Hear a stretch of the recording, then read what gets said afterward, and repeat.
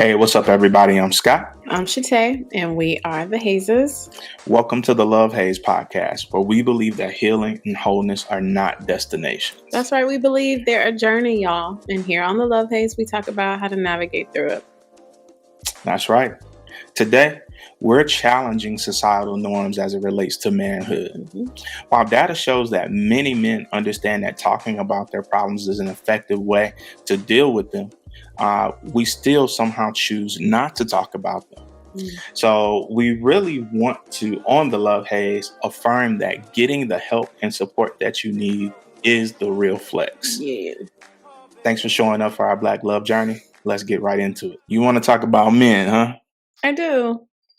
Tell us why. So there's a lot of reasons why we could be and should be, I think, talking about this issue. And not to, neglect or ignore the ladies, but here are a couple things. Over the past couple of months, even just this quarter, this idea has come up in circles around me about just doing more to support Black men. You think about Twitch earlier this year, tragic loss there, and the conversation was like, gosh, he just didn't seem like anything was wrong, had just celebrated his anniversary some days before, videos with his wife, and the suicide just caught so many people off guard. I think the shock of it triggered a lot of people, and there was a lot of conversation going on around that time. Not too far after that was the whole Tyree Nichols issue, and the losing our people at the hands of police violence, police brutality is not uncommon, unfortunately. But I think it was a proximity of those things. And we have coming up, I think by the time this episode airs, it will be past tense, but our man-to-man live event where we're, garnering community around men. There's so much to be said about it, and so much that has come up in recent events around it. And as we prepared for this event, I was kind of wanting to know more about men. And I think I've heard you say emotional regulation. And I've heard you say also that in your practice, like, you have a heart for men. You sort of focus on supporting men. And I just kind of thought it was appropriate, just made sense to unpack it a little bit more. Here's some of the data that I found. Some of it is from Movember. I think I'm saying that correctly. And the other is from Mind Body Green. And it says, here's just some of the points that I'll talk through. Adult males, 18 to 75, found that despite awareness that talking openly was an effective way of dealing with their problems, younger men, particularly, so 18 to 34, are reluctant to do so. 3/4 of men think that talking is an effective way to deal with their problems, and they believe that it'll have a positive impact on their emotional or mental health. And then here's what's interesting. 58%, that's a pretty large percent. 58% of men feel like they're expected to be emotionally strong and to show no weakness. Like, who decides that? You know what I mean? That's kind of what I was thinking. Like, who's taught them that? 38% of men have avoided talking to others about their feelings to avoid appearing unmanly. It goes on and on. There's a lot of different stats. It's 22% say that they're unlikely to talk to someone, even if they're dealing with a problem they're having trouble coping with. So the majority of men know that talking openly is effective and that it has positive impacts on your mental health. But there's still almost 1/4 of men, and this is just, the population of folks that were surveyed, that won't do it. And I think it goes on to say that about 20% of men said that they don't even have anybody to talk to. So it's just kind of like, whew, I think we should call this out. We should address it. And then we should just challenge whatever it is that men have been taught how to show up in the world. Just challenge it and to, maybe offer a different way of being. Absolutely. And so I'd love to start the conversation with you. I mentioned that you said you have a heart for men in your social work practice. Why? I really don't think that it is just in my social work practice, but also in my social work practice. I have a heart for men just because of my own life experiences, where in the things that I was taught and had to unlearn about what manhood really was. And I've had the opportunity to err and correct in my own personal life, and in my practice also see many men that are continuing to make errors based on their thoughts and what they've been socialized to believe about what manhood really is, Yeah. about our ability to be able to emote and to be able to express ourselves and all of those things. So when I was going through major life transitions, I was taught that I should be a master of all of these things. To be a man is Mm. to show no weakness To have it and all figured out. to have it all figured out. Mm. And so when I made errors and I made mistakes, I came down so hard on myself because I thought I was doing manhood wrong. Mm. Um, and I just didn't, I had my father in my life, but he was one of the primary people that, gave me information that I had to unlearn. And it was that, when he made mistakes, he covered them up. Um, and he drank pretty heavily and was an alcoholic for a very long time because I don't think he gave himself permission to be disappointed, Mm. to know what to do with that disappointment. And I think when he felt, that sting of failure, he medicated it with drinking. I just had this aha moment right now. I'm sure it's something that you've already had, but Mm-hmm. knowing that your father was a superstar athlete Mm-hmm. and was so used to winning all the time, of Mm-hmm. course he wouldn't know what to do with failure. Of course. Not just one sport, y'all, but like all the major sports Yeah. he was excellent at and was on his way to Major League Mm-hmm. Baseball and then got an injury. And And so there's so many layers, right, to the way that my father chose to deal with the disappointment of not going to the majors. Mhm. And he ended up being a nursing assistant for 30 some odd years at the VA.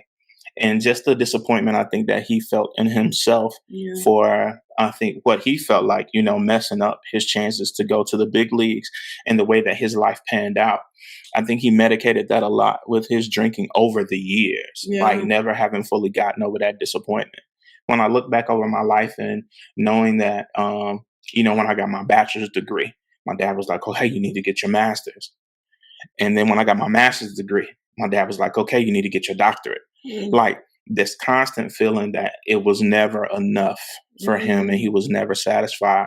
I know now that that was not my shit, right? Yeah. That was his and his disappointment in himself, and always feeling like in his way of not celebrating me, but instead he felt like he was pushing me to greater. And for me, it felt like I'm never going to be good enough for you, you Mm. know? And Mm. so, with so many of us as men, our traumas play out in the way that we treat other people, like not being able to celebrate your child and, what he has accomplished because you want him to accomplish the next thing. And the way that that informed the way that he showed up for his family, you know, with, just my dad was, in his older years, ornery. In his younger years, just downright mean as hell sometimes. And I think that hardness, came from, never wanting to be satisfied and that disappointment that he had in himself for not being able to live up to, I think, what he thought his potential was. Yeah. Now, in my eyes, you couldn't tell me my dad wasn't a superhero because of the man that he was and the way that he cared for us, despite his drinking. Mhm. I chose to extract the parts of my dad that I felt like were good Mhm. and tell myself I don't want those other parts for myself. So there were ways in which he was a very much a role model for me, other ways in which he was a role model in reverse. So I was able to take the best parts of my dad and absorb them and take some of what I think were the maladaptive or worst parts of him and say, I don't want that piece. He showed me what not to do, and I don't know that everybody has an opportunity to do that, but I think that it's an important conversation to have about how we show up in the world, how our disappointments can sometimes guide us Hmm. if we don't get the healing that we need and that type of thing. So many times in my practice, in my social work practice, I see men who have had those disappointments, who have had those emotional injuries Yeah. and don't know how to deal with what it is that they're feeling. And so they medicate it. I I know I hear said a you. lot of words. You did. And speaking of a lot of words that you said, we're not just going to breeze by this maladaptive word and you not break it Oh down for the yeah. people. So what does, and not just the people, I mean me, what does that mean? Maladaptive behaviors are those behaviors that we develop that are unhealthy for us, just Hmm. unhealthy behaviors. Hmm. It is those things that we do that are not really acceptable, not helpful for us. And it is things that we do to like medicate some things that some are learn to deal with this thing, Yeah. right? That has happened to us. Those maladaptive behaviors are things that don't benefit us in the long run. Don't serve Whether us. I um, experience disappointment and I drink, right? Or whether I somebody hurts me and I say, well, I'm never going to let anybody get that close to me again. That's a maladaptive behavior, a maladaptive response. It means that you're not able to experience this thing and adapt to it. Oh, then I've definitely experienced that or displayed that. I Yeah. am the queen of like, oh, you did this to me, then I'm not I'm never ever going to do it again. Right. I'm It, not ever talking to you again. You don't mhm. even have to see me. I don't exist. All right. Like I will just avoidant. Avoid is what I would prefer to do. And one of the things that's so important to me, right, is that men have the space to be human. Yeah. And I'm glad you said what you said too, because as human beings, we all experience disappointment. Yeah. We all experience like showing up and not feeling accepted. We all experience like some level of feeling rejected by the world, by our peers, by people that we're attracted to or in relationship with. Mhm. And to have to be robbed of that humanity and that experience and not have anybody tell you that it's okay that you experience that and this is how you navigate it. I think that's where we rob men of their humanity. Mm. And I want my drive, my heart's desire is for men to understand that we are first human beings and we get to experience every single thing that every person in this world experiences. Not only are we entitled to experience it, but also we get a chance to learn how to healthily navigate through whatever it is that we feel. But if our starting point is telling men and boys and our young male babies that you shouldn't even feel this Yeah. because you're a boy, like you should not cry because you fell down because you're a boy. And big boys don't cry. If that is our starting point, then we're emotionally crippling our children. And then we talk about them for being emotionally crippled. Yeah. We that can't be our starting point that we rob them of their humanity. What about we're spending a lot of time talking about men. Hmm. Is there a difference for women? I imagine, I guess the first thought that comes to mind for me is girls are given the permission to feel how they feel, express that feeling, to be coddled, to be, and then I think about boys when they cry or call them mama's boy or suck Hmm. it up. Yeah, all right. You'll be Yeah, fine. So, I mean, what is there a difference that you've seen between men and women in this area? I think I've absolutely. seen some data. I don't have specific data points for women per se, but I have read before that specifically with the Black community, there's a disparity in overall our community seeking mental health, the mental health care that we need. But women are obviously, Black women are at higher rates seeking Hmm. that health care, the therapy. And I know just in our network alone, our circle of friends, our group, women like are lots of them are in therapy and are looking for men who are Hmm. also like at least Hmm. trying to do therapy, at least Hmm. open to it, will consider it. They're actually looking for people who are But doing their own work. but this is the thing though. If what is there for me to fix if I've been told that I'm not supposed to be experiencing this thing anyway? So there are Mm, many women who are in therapy to learn how to deal with regulating their emotions, right? And to learn how to navigate, what I do with this disappointment that I have, what I do, with this feeling of friendship or relationship coming to an end, what do I Mm. do with this heartbreak, Yeah. what I do with, this betrayal. Yeah. But if most of my male friends, your male friends, our all of the males in our lives have been told that they should not even be experiencing that, then Mm. what are they going to therapy to fix?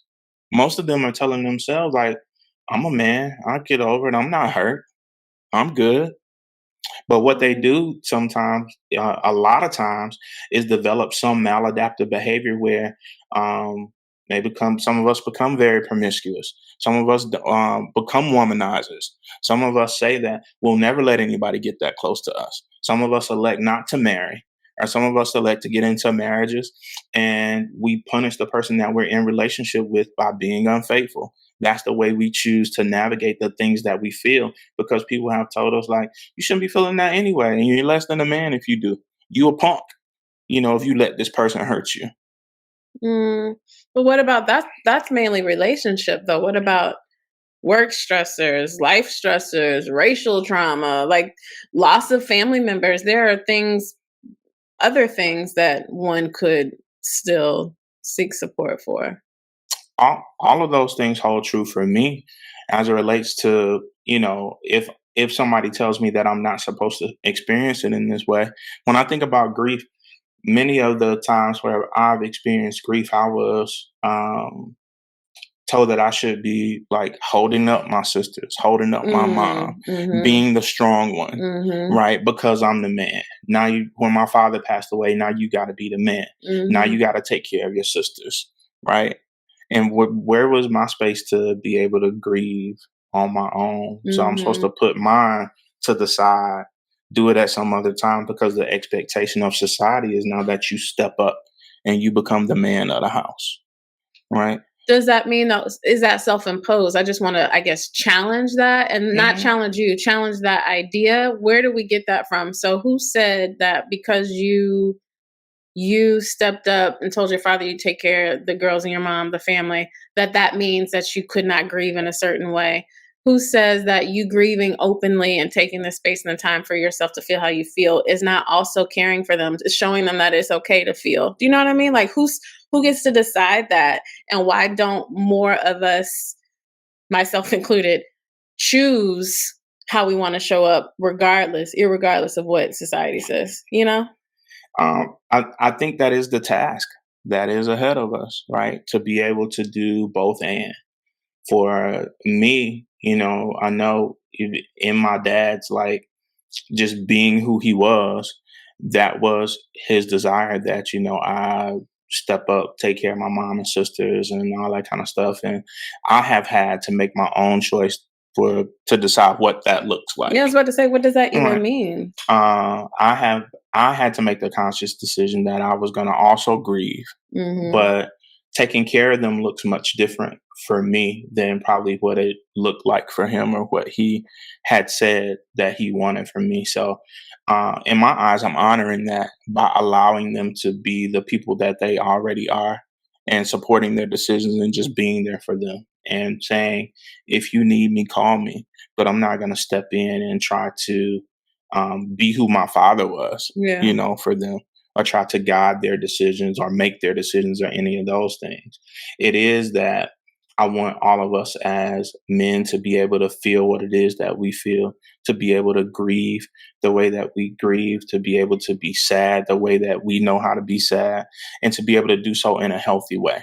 So I believe that there is space for both. And for us to be able to define what manhood looks like for us, and not be tied to someone else's societal expectation of what it is for us, and that we get to choose to be our own individual human beings first. Mhm. Mhm. I know that you mentioned Twitch a little bit earlier. Why do you think this is bringing, like, and even Tyree Nichols and all of those things? Why this emphasis on men? Why do you think is needed? Why do I think it's needed?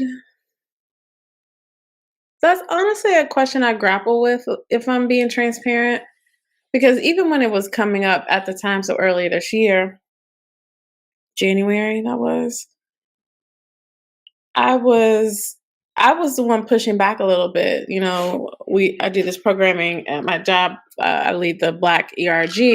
We were doing some programming around this, right before Black History Month, and it was like we need to support our Black men. There's got to be emphasis on the support of Black men, and I was like, I agree. So I don't disagree with the fact that we need to support Black men. And I was still kind of like, well, what about Black women? Because there's Hmm. also a lot of data around Black women and how we have to hold down the fort for everything. And we've got, we are often heads of households because, whatever, the Black family, Black men in prison, more education most times, just being this, I don't want to say savior because that feels like too strong of a word, but being the person that is holding it together in so many different areas. And so a huge part of me is like, and what about Black women? And I'm certain it's my Spelman education Hmm. hollering, jumping out at that. And I also do believe that there is a lot of support that we should be offering Black men. And maybe to me, the answer is we support each other. I don't, maybe there's not one that outweighs the other, but I think that everybody deserves to be supported in the way that they need support. I think for us specifically is that we've probably seen that, maybe men are slower to get the support that they need. We've even had conversations about friends of yours. You were like, they weren't ready for the therapy and like they had to Hmm. come around. And so, yeah, I don't know if that's the right answer, but that's how I honestly feel about it. I think everybody deserves the support, the resources, the information, the guidance, and possibly, Black men might be slower in either getting to it or having exposure to it or whatever the case may be. For me, the answer is probably way too often, but I feel like it's necessary. The answer is both and. A lot of emphasis on Black men because it's needed. Hmm. Why the emphasis on Black women because it's needed. I think for me, ultimately, it's both and because I believe that we all, as human beings, deserve healthy relationship. Yeah. Whether you are experiencing me as your husband, your uncle, your brother, your friend, whatever it is. And I was just talking about this earlier. Hmm. You know, the man to man event has been overwhelmingly promoted by women who Yeah. are in my life, right? Hmm. Every time I've shared something about my man to man event, it has been 16, 17 shares. Um, 14 of those shares would be women sharing. And what that says to me is that Black women overwhelmingly want the Black men in their lives to show up healthy, whole, Yes. healed, Yes. right? And it does not negate that Black women need it too, but Yeah. it means that, and I believe that uh, the Afrocentrism in us, it is in the core of us to believe in family. Yeah. And family, true family structure that is not broken, exists when there's a healthy man, a healthy woman, a healthy whatever your dynamic is, because I don't want to negate that. When two healthy individuals are able to partner, Hmm. come together, and have true relationship where there is disagreement, right, but not disconnection, Mm. where there is space for us to be able to feel what we feel, have the discussion, and come to some resolution.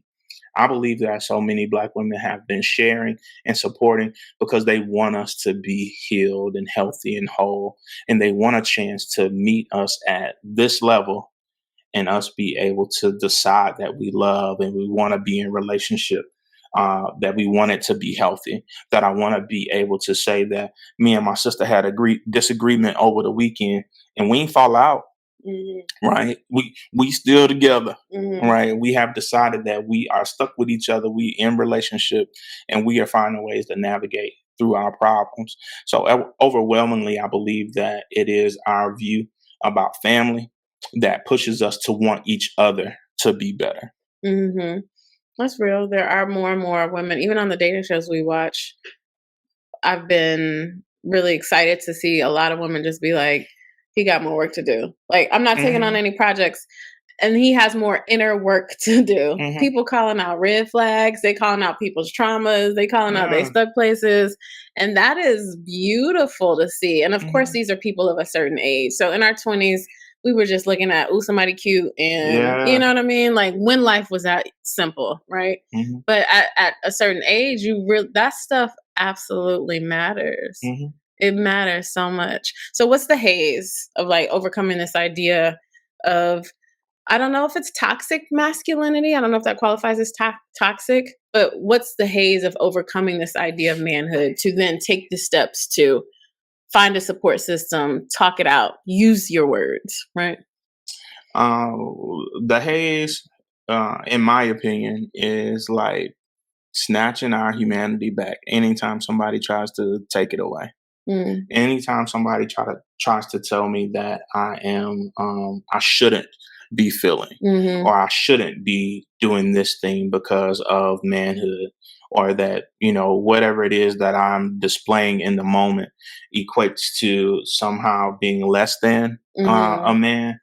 The haze is constantly having to reclaim my humanity, constantly having to give myself permission to feel even when people have told me that I shouldn't, mhm, giving myself permission to um, dig deep and do the work and talk. But even when I hurt someone, mhm, the way that I was brought up with my dad, when my dad would do something to piss my mom off, he would get her flowers or mm, get her some fish from Captain D's, which was mhm. her thing. And he would get something to make up for, Like buy something. buy something. Mhm. And then when I do something to make up for, we don't ever have to talk about this injury. That don't work Right. for me, shawty. And so it is a haze to really have to dig through the hurt that you gave, right? And how it impacted the person that you love, and what your plan is to never do that again, hopefully, in that way. Mhm. It is much easier to say, "Hey, baby, here's some flowers and some candy, and I'm sorry," right? And please don't talk to me about how it hurts you and those types of things, because a lot of people don't want to have those difficult conversations. And a lot of times we've been socialized as men to not want to talk about it, to just like, how can I make it better? I'm hearing you say one of the hazes is to ignore the shoulds of society or your community or your family, like whoever's Hmm. shitting on you, you should be showing up this way as a man, you should be doing this. So ignoring that as a haze. I'm hearing addressing how you feel head on, like Hmm. facing how you feel and being vulnerable and courageous enough to share that with another human being Hmm. is also a haze. Would you Hmm. agree? Hmm. I've started leaning into saying vulnerability is my superpower, Mm. because so many times when we talk about men and we talk about boys, we groom them and teach them that they are somehow superheroes, right? And should be able to put on their capes and rescue everybody else and just be, not able to be attacked, not able to be hurt by anything. And I put my cape on and pow, pow, pow, nothing can Mhm. stop me, nothing can impact me, right? But and even if you think about Superman, um, kryptonite was his thing. Many of us have our own thing that is our kryptonite, our thing that makes us go weak. For some of my clients, it's drugs and alcohol. For some of, for me at one point, it was women. Mhm. For some of my friends, it's whatever their vice may be. Mhm. But at the end of the day, when you have to do that because you ain't no damn superhero, Mhm. like you are a human being who's having a human experience and trying to figure out how to navigate that. So we can't let anybody take our experience away from us. That humanity that says, um, yeah, you experienced that. Yeah, it didn't go the way that you wanted it to go. But also, there is a way for you to find a solution, a way for you to find a better way. Mhm. And nobody can take that away from you. Mhm. We lose the ability to like do better when we refuse to learn the lesson. Mhm. We can't do better when we don't learn the lesson. And me saying I don't ever want to talk about this thing again is me refusing to like learn the lesson and be able to make the adjustment. So it leans to like maladaptive behaviors. It leans to um, being able to do something different rather than feel the thing that I feel and navigate through that. Yeah. And we're just better than that. I love those. It makes me think about the videos we've seen of the karate, the sensei man, the black man, the bomb man. He has all those Hmm. videos where he is through Hmm. his karate lessons teaching these black boys these Hmm. life lessons. And when like the drill or whatever gets hard and the boy will Hmm. cry and he'll be like, it's okay to cry. Like Hmm. this is tough, right? And still coach them through it. Or Hmm. I think about the one where he had the boy get on his dad's back and he was doing the push-ups and he was like, Correct. it's Hmm. hard. The only way he can carry this weight is if you help him. Hmm. Like those types of illustrations, my gosh, I wish all of our boys had access to that kind of teaching. And I love when I see teachers, gym coaches, whatever, the other videos of, I saw this one video of I guess he was a teacher or coach, but he had this class of just all boys. And as they came out of the classroom, he gave all Hmm. of them a hug and said, I love you Hmm. to every single one of them. And I was Hmm. thinking, gosh, I wonder how many of those boys that's like the only hug or the only time they heard I love you Hmm. that Hmm. day or that week or whatever. And Yeah. so I think disrupting just kind of what antiquated ideas of manhood and masculinity are. And it's just like you getting what you need as a human being are important. So how do we navigate? You mentioned ignoring the shoulds and what was the second one we said? Ignoring the shoulds and facing it to have the difficult Hmm. conversation, to just like address what it is that you feel, talk about it, be vulnerable. How do you navigate? One thing I would add to maybe potentially how to navigate. I honestly feel like I'm a woman, so I don't know if I'm qualified to really speak on this topic that much. But I will say that one suggestion I would have is to ensure that you are talking about it with someone who is like it's a safe space and that it Hmm. is an actual support system.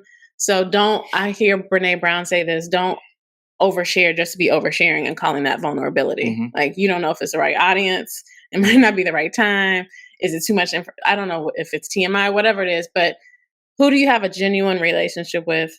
Who is there to support you and you to support them? Can you talk to that person or those people? You have your boys from college and other circles of male friends that you have cultivated over the years, and you genuinely have a space where when you're going through something you have boys who will check on you or y'all Yeah. can go somewhere and have a conversation.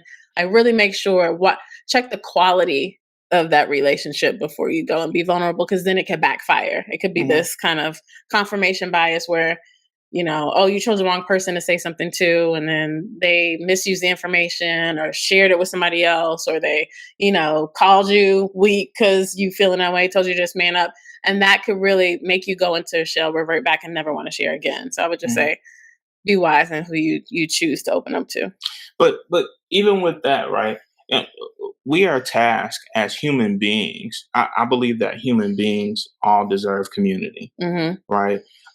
One of the things that we're trying to do with men to men is build community for men to be able to like express the things that they go through, to have a safe and a brave space Hmm. to talk through challenges, right? So it is, I used to only talk about safe spaces, but now I talk about safe spaces and brave spaces, Hmm. because a safe space is just like, this area where you're allowed to share. But a brave space is also an area where you You can can be challenge. challenged on Yeah. those beliefs, Yeah. right? And so we need both of those things. And I will say that, you know, as a human being, you are going to experience somebody who is going to um, try to break you down, Yeah. somebody who's going to take your information and try to use it against you. Hmm. And that is a part of almost to me like stripping men of their humanity when we say, try to find people who won't do that. Like you're gonna Mm, experience that as a human being. that's not necessarily what I mean. I I know mean, that's not what you yeah, mean. I'm yeah, I'm not challenging what you're saying. I'm just saying as a human being, we all have that to navigate as well. yeah, Like the humanity part of it, the breaking of friendships, the feeling of betrayal, yeah, the cultivation of we there's no getting around the cultivation of community, the cultivation of friendship. You don't show up in a space and then just all the right people just fall into place around you. It is an active work, you know, even with man to man, people may come there and for some folk, that's not going to be the community for them. mhm, It's not going to be the space that they need. I'm mhm, hoping that we will all be willing to do the work to find a community that works for us, to find a group of people who feed you and who challenge you in the way that you need to be fed and challenged. yeah, And navigating that is being willing to show up to spaces where you're just kind of figuring it out. yeah, Like I'm trying to find my people. It is.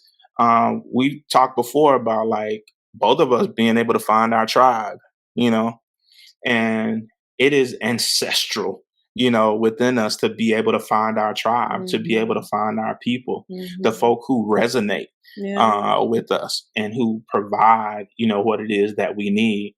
And it's okay if that's not the people who you went to college with anymore, yeah, to be folk who are able to navigate relationship, be okay with people not falling out with folk, but maybe that's just not my tribe. To have the humanity to be able to do that, I think it's solid, and to be able to navigate those spaces without throwing folk away, without disappointment, without betrayal, and saying everybody ain't shit because this thing didn't work out for me. mhm. That's the tendency. People will, though, look for an excuse to not do the thing that they should do. I think the other thing I would add to that is find community, yes, and can a therapist please be part of your community? And I would like to we talk a lot about therapy here. We believe in God and therapy. And I think in our community, we were always taught, or there's this misconception that if you go to therapy or as counseling, as most people call it, that there's something wrong with you, that you're crazy, quote unquote. But all therapy is, y'all, is just talking to somebody about what you're going through. That is literally all it is. It is someone else, like being able to process, like, my family member's going through this. I feel like this at work. I feel like this in my relationship. And they are able to like help you understand why you feel that way based on what you've gone through in the past, give you tools to help you navigate it right now. That is literally all that it is. It is just talking to someone about what you're going Yeah. through.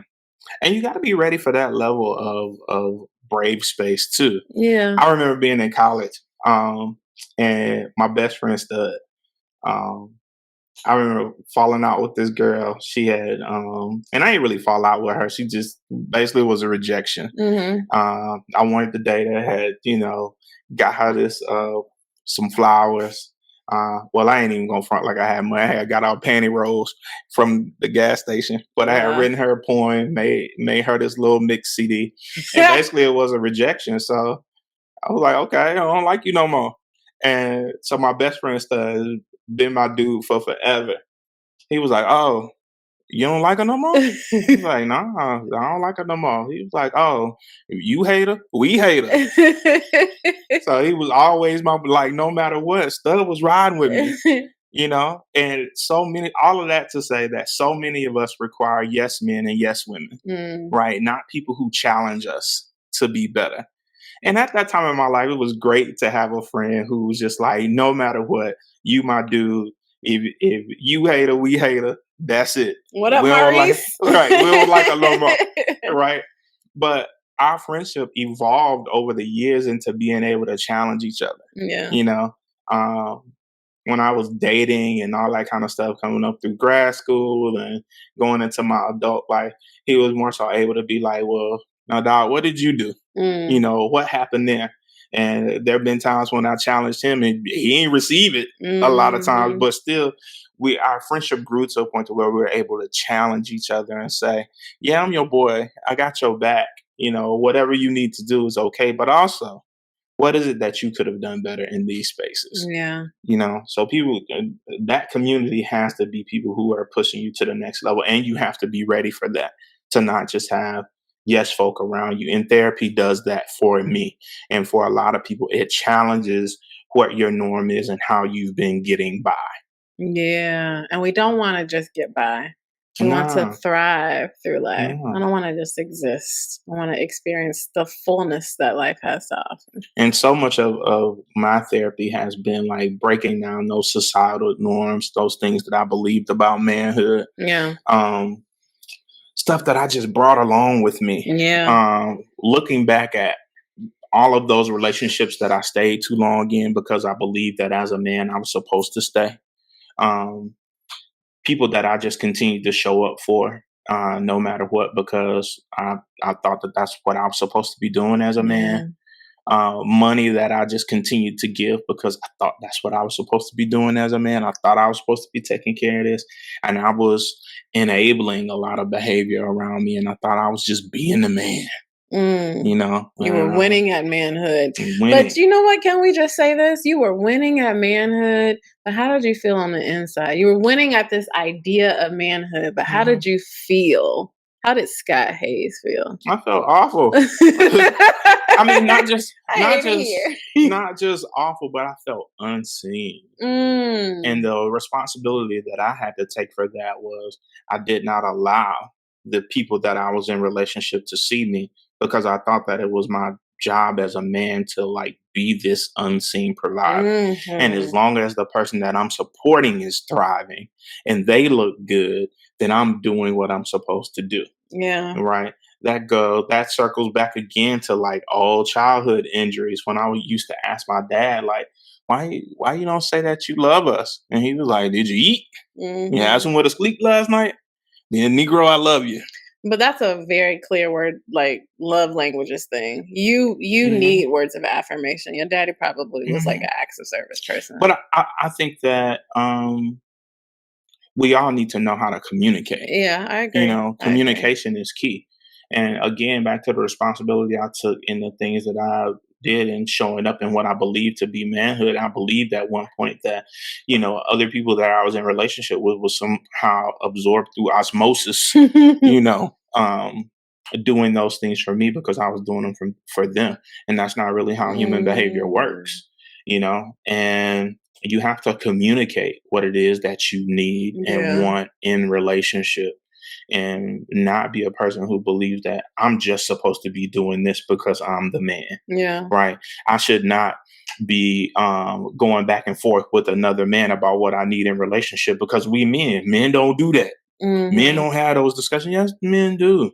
Yeah. There's so many men who end up out of relationship because nobody was man enough or vulnerable enough to have the conversation. And when I Mhm. say man enough, I mean a man who is vulnerable, open, and honest about what it is that he's experiencing, what he's going through. Having a friend in your life who you expect to do something and they don't show up. I had to have a recent conversation with a very close friend of mine who, has gone through his own transition and just be like, you don't show up like you used to. Yeah. Like, what's going on with that? Yeah. And it's a difficult conversation to have. But I ain't about to be around here falling out with people Mm. because this doesn't look like what it used to. It is that I'm used to experiencing you in one way. This is happening. Mm. What's going on? Mhm. And it's not a you not doing this for me anymore. What conversation do we need to have? Mhm. Like, how can I support you? Right. And many of my friends who are have gone through life transitions at one point when I was going through a life transition, several life transitions, they found ways to support me. One of my homeboys let me live with him when I first came to Atlanta. Mhm. The dude, I probably paid him $400 and lived with him for 4 months in a mansion of a home. Uh-huh. And I can remember I was so angry with him when he went through a major life transition and he totally shut down. He Mm. did not talk to any of us for probably 6, 7, 8 months. We ended up finding out that he moved like out of state Yeah. and we didn't know what was going on with him. I was so upset because he had been there for me Yeah. during this major life transition and I wanted to be there for him. But what he knew about manhood at that point was to like shut it down, Yeah. don't talk to anybody, and I'm out. And when he moved back and we finally had to have a conversation, I said, "Look, man, at some point we got to talk about how you showed up for me and you didn't let me be there for you." Mm. You know, that was really disappointing for me. And we had the conversation, we talked through it. He still has some ways, it's just kind of disappearing, you know. But that's He that's the does. way, he knows how to deal with things. I wish that he would deal better, and but I have to deal with my own stuff about wanting me out of other people. Child. And Same. so the thing about manhood and about snatching back our humanity is me being a man doesn't negate that human experience. I still have that human experience and still have to peel back the layers of not wanting me out of other people, not out of another man, but out Yeah. of other people. I'm Yeah. a human being who sometimes expects me out of other people. And I have that human experience. And it is layered by the fact that we are men. And I will just say, I ain't talked to him in a while, but it's okay. You know? So we are just all complicated people, all people who are trying to navigate this human experience. We're And just ordinary people. Child. Sorry. Go ahead. But we all should have permission to do that and to have the difficult conversations and to try to figure it out. No one with the right answer, no one with a perfect response, but just saying, hey, I want to thrive in relationship with other folk and with you in particular. And how can we do that? Can I ask about though? So we're having this conversation about how it's okay for men to feel and ask for what they need, and we are advocating for that, and I agree with it all. What was it then about how the bruh from Put a Ring on It showed up and he was crying all the time when his girl had to go on dates and like throwing up and stuff that gave such a visceral, like adverse reaction to how he was showing up? What was there something wrong with how, I guess I'm asking, do you feel that that was authentic vulnerability? Was that something else? Do you know what I mean? So that bruh in particular, I didn't care for him as a human being. And let me give that some context. It wasn't about the way that he was crying on TV about his girl going on a date with another person. When it was time for him to go on a date, he showed up totally differently. Mm, His attitude was totally different. Any human being that shows up with an attitude of it's okay for me, but not for I you, hate that stuff. I disliked him. I disliked his humanity. That's what I mean. I'm giving him permission to have his humanity, and I Yeah. did not care for how he showed up as a human being. Okay. You oh, it's okay for me, but not for you, face ass Negro. Got Yeah. your ass on this phone crying to your homeboy. But you gonna leave. No, don't do that. Have the Keep that same same energy. energy if it's gonna be you or if it's gonna be this other person. Or don't bring your ass on national TV on a show where you know your person gonna date other people. It's really that simple. Like, be self-aware enough to know that, hey, you know what? I can't do that. Mhm. How many times have we looked at these shows and you've been like, oh no, I can't do that.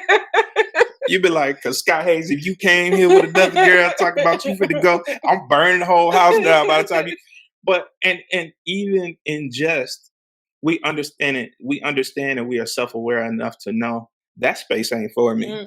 Right. Even sometimes us as men, my guys that I deal with who are in recovery, sometimes they judge their recovery on whether or not they're still able to go to bars and Mhm. go to parties where there's going to be weed and cocaine. They judge their process in recovery on whether or not they're able to be around this stuff and not use it. Mm. Sometimes you just have to know when there are spaces that you can't be in Mhm. because of who you are as a person. Mhm. I know that I have an addictive personality, so I'm not going there, Mhm. right? I know that I have this challenge, and so I'm not going to be in this space where, there are going to be women doing all this crazy stuff. And, th- you have to know where it is that you can't go, where there are spaces that are not safe for you to be in. And it is not strong for you to show up in spaces that you know you won't thrive in and just survive being there. And a lot of times for us as men, that's what it is. Like, I'm gonna go and I'm gonna do it, and I'm so big and bad that I just withstood it, and I didn't give in. This is how strong I am. Right? That's some bullshit. You don't have to do that to yourself. So really is about not just masculinity, but like questioning, challenging. What does it mean to be strong? What is strength? And so, a part of this is not only for the drive for me is not only learning out about being able to be in touch with my emotion, but really learning emotion regulation. Yes. Like, what do I do with the thing that I feel? Like, number one, yes, I feel this thing, but what do I do now that I feel it? Right? How do I channel what I'm feeling into something healthy? How do I not let this emotion, this disappointment, this depression, this sadness, this extreme, whatever it is, how do I not let it be a guiding force in my decision making? Right? How do I feel what I feel and still move on? Many of us can have something that happened to us early in the morning. Somebody cut us off in traffic, and that sets the tone for the rest of our day. Emotion regulation is being able to experience that thing and deciding to choose to not let it derail your day. That is really emotion regulation. So what I really want for us as men is to be able to have our emotions, to be entitled to them, but then learn emotion regulation as well. That's important, because then we can say, yeah, I experienced all of that, and I'm still here as me, ready to be receptive to whatever the day has for me. Amen. So I would just say to that, if you're not in the area for the one that we have coming up, there will be others. We're hoping to do this at least once per quarter. And if you are not in the Atlanta area and you feel like you would genuinely benefit from a community like this, you or a man in your life, hit us up either in the comments or email us at thelovehaze@gmail.com. Let us know, and then we'll plan a virtual one. But we got to know that there's some interest there. What does this feel like? What's the music for the moment? For me, it is Big Sean. One Man Can Change the World. Even though this feels like a big issue to take on, I believe that me as one man, other men around me, us making conscious effort and decision to do something differently, to unlearn and relearn and unlearn some more and relearn some more, that we can change the world. And the way that we show up really impacts the world around us. It impacts our children. It impacts our nieces, nephews, our mothers, our aunts, it has a ripple effect for generations to come. It is going to impact the way that they show up in the world as well. So one man can definitely change the world. And I'm adding Angie Stone, brother. Come on. Just because we're going to be here to support as long as it's reciprocated. That's all I'm saying. It does not require reciprocation. It would be nice if it did. It did. So we're going to be out here supporting y'all. Y'all not going to support us? That's not what I do it for. I'm not saying it has to be transactional. I'm saying it felt very transactionally. Anywho. I hear you though. Thank you. So we'd love for you to like, follow, subscribe wherever you're joining us from. YouTube, if you made it to the end of this video, I can tell you like it. That means you should just go ahead, click that subscribe button. You'll get notifications when we drop new episodes every 2 weeks. Make sure you just follow us and listen wherever we are. We're on all the platforms. Join our email list so you can get up-to-date announcements, discounts, info on our events that we do. Just stay in touch, and we will continue to just journey together. Because like we always say, life is gonna life. Life will always present us with the haze, but we have everything that we need within us to navigate through it. Absolutely. And the most important thing is that you're not alone. So join us next time. We appreciate you joining us this time. Just know no matter what, we're gonna take the journey together. That's right. All right, y'all. Peace. Holla.